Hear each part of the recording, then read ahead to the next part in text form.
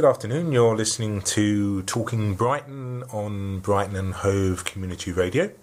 This will be the 35th edition. The 34th edition was apparently going to be the last, but I couldn't help myself. And I'm Ian Fenell, and this show has always been about profiling local people, often with hidden talents, giving people an opportunity to talk about what they enjoy doing the most. And today's guest is going to be a fine example of that. Today's guest is Darren Carrington. He's the author and architect and promoter of a new internet phenomenon known as Thatch Close. And we'll give you more on that in a bit. But Darren, welcome to the show. Hello. Hello. And welcome. It's good Welcome to to have you on. Brighton and Hove Community Radio. You got it right this time, because you described it as it the takes me a while to warm up. Brighton and Hove City Radio, didn't you? Yeah. Before we did the say interview. that, yeah, But that's fine. Before we talk about Thatch Close, let's firstly talk a little bit about you, Darren. Where are you from originally? I was born in Brighton, Hmm. and then I moved out to Lewes, Ringmar, near Lewes. Hmm. I spent most of my childhood there, and then I moved back, and I love Brighton. I've always loved Brighton, just because it's so cosmopolitan. It's so London by the sea, as they say, isn't it? Hmm. And I love the fact that everyone's artists, whether they're musicians or artists or one of the two or both. But I've always loved that about Brighton, and the people are just great.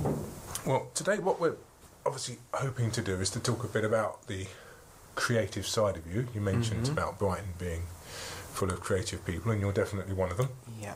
And we're going to talk about Thatch Close. Now, obviously those who are listening to this broadcast won't be able to see Thatch Close and the production that you're doing, but we can certainly give them a visual aid, and then hopefully once they've actually heard the programme, they go and look it up.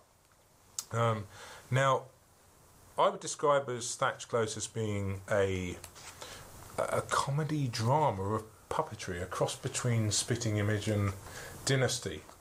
Is that an accurate description? I'm very much inspired by the writer Linda LaPlante. Okay, that's a new name to me. Tell me about her. Linda LaPlante, she's done things like Prime Suspect. I think she's well known for Prime Suspects, her main one.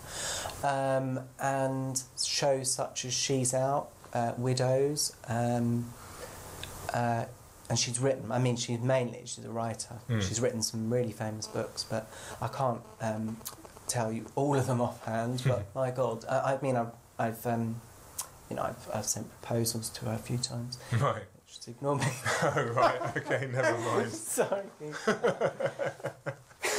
But Thatch Close, Thatch Close is becoming an internet phenomenon. Describe Thatch Close in your own words, because that's probably the best way for people to hear about it. It's a dog-eat-dog world out there, and these bitches have no muzzles on. Right, okay. That's a somewhat scary introduction. Well, that's my pitch. Right, okay. Well, they say pitch, don't they? But, it's a one-liner like you would get on a poster for it. And, I guess that they're all dysfunctional neighbours, all in a little cul-de-sac. Yeah. So they're bickering all the time, they're gossiping. They love all the gossip, and they're always trying to get one over each other, and what they don't realise is that they're their own worst enemies. There isn't anything going on unless they cause all the drama. And Deirdre's usually quite the most gossiping one. Deirdre's transsexual.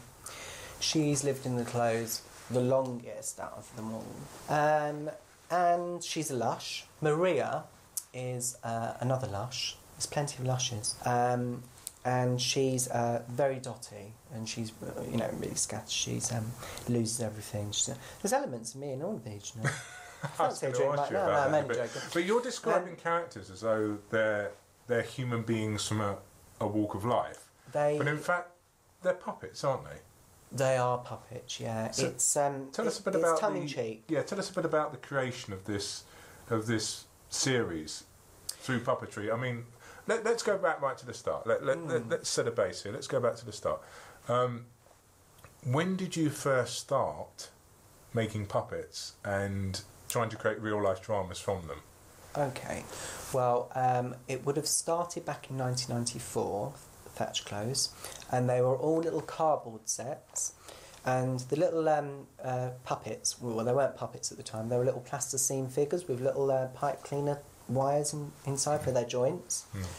And me and my friend Robert Semple used to come home from school, and he had a camera. I couldn't afford a camera. My God, no. My mum and dad would never be able to fork out for a camera. I mean, he used to bring the camera home, and it was his dad's new camera. And it was so exciting because it was just like, there was no script whatsoever because it was all improvised. And we made the characters. I didn't know what this little old lady was going to be. We just said what we were thinking at the time, and it just went. And then so it was a hobby. And then later I remade these puppets a lot later on. I'm talking about 2003. And what you're seeing from episode 1 right up to episode 10 are all the new puppets that are made, the new sets, the wooden prop sets. They're marionettes now. And the filming would have been done in 2006 from episode 1 up until the present. Yeah. So we've got a dark form of Coronation Street with much more comedy for people who would also like Spitting Ridge as well. Yeah, that's what it seems like. I had to go in for tongue in cheek because of the puppets, so you can't it can't be serious. Yeah. I mean, I did try. Everything goes wrong on when I'm making those sets and the filming and the lighting and the eyeballs roll out, the puppets fall over, the sets fall over, the little thing. One of the characters could be talking and the clock falls down. So it's a bit Crossroads-esque. Well, it's worse. It is worse than Cell Block. It is worse than Cell Block on the set of Thatch Close. So when you describe the characters in Thatch Close to me, you describe them with a very gleeful look on your face, as though they're just characters which have just developed and blossomed into these crazy individuals that we see on YouTube. Mm-hmm. Has there been a lot of thought go into this? I mean, or is it something that's just developed? Have you seen people in the street, or have you experienced people and thought, right, I'm going to develop a character like that? Or is it just something that just happens? It's a mix mash of every experience I've had in my life, but then dramatised. I mean, there's elements of real people, real situations that people have told me about. And I thought, oh my God, if only I could write it, and I've written it. But but it's taken me years to. I can't just say one character is a certain person because there are only elements of a certain person, and then there's bits of complete sci-fi even and fiction thrown in because it's got to be it's drama, so it's got to be entertaining every second. So they can't be, I think EastEnders has it right because we usually have to see the ending to a situation which can take 3 months, whereas I have to do it all within an episode. Try to, because they're puppets. You've only got a bit of time before you can lose interest. So you really need to use every second of to really bring that. But you've got no training in script writing. You've got any formal training at all here, have you? Completely self-taught. I mean, I've done various things such as write Prisoner Cell Block H fanzine years ago called Hell Block H, and just writing and putting that magazine together was enough for me to sort of think, I really enjoy writing. I really enjoy, but and then of course having studied